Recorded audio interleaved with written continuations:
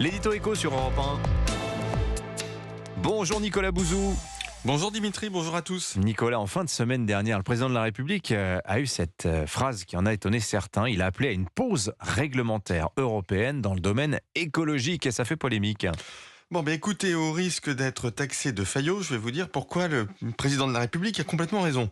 Je voudrais qu'on comprenne les enjeux qui sont derrière cette idée de pause réglementaire. Vous avez schématiquement deux outils de politique économique pour décarboner l'industrie. La réglementation et la subvention. La réglementation, c'est interdire telle substance ou même carrément tel produit. On a un exemple dans l'Union européenne.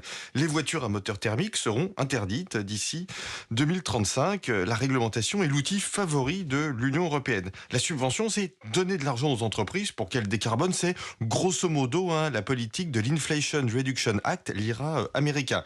Alors la stratégie européenne de réglementation, elle est bonne pour l'environnement, elle est bonne pour les finances publiques, ça coûte rien, mais c'est pas très bon pour l'économie parce qu'on interdit des activités.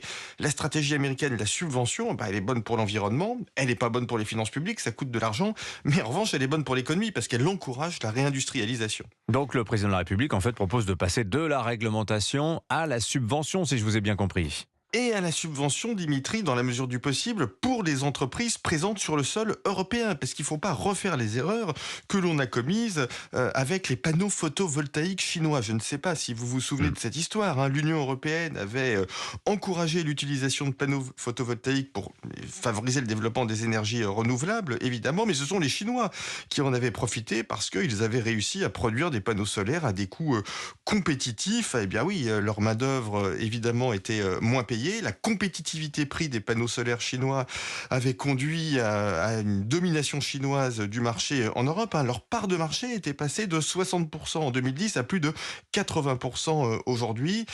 C'est ce type d'erreur que l'Union européenne ne veut plus refaire. Donc c'est pas une déclaration anti-écologique, si finalement, comme le dénoncent certains écolos. Ah non, évidemment, c'est une déclaration pro-écologique, mais aussi pro-industrie. Et c'est ça qui déplaît au lobby des ONG écologistes qui sont très présentes dans les institutions bruxelloises, et d'ailleurs même en France au ministère de la Transition écologique, et qui détestent l'industrie, alors que l'avenir de la France, ce doit être évidemment l'industrie décarbonée, l'industrie, la réindustrialisation. Merci beaucoup Nicolas Bouzou, votre signature Europe 1 ce lundi. On vous dit à demain Nicolas. À demain. 7h22 Europe 1, c'est du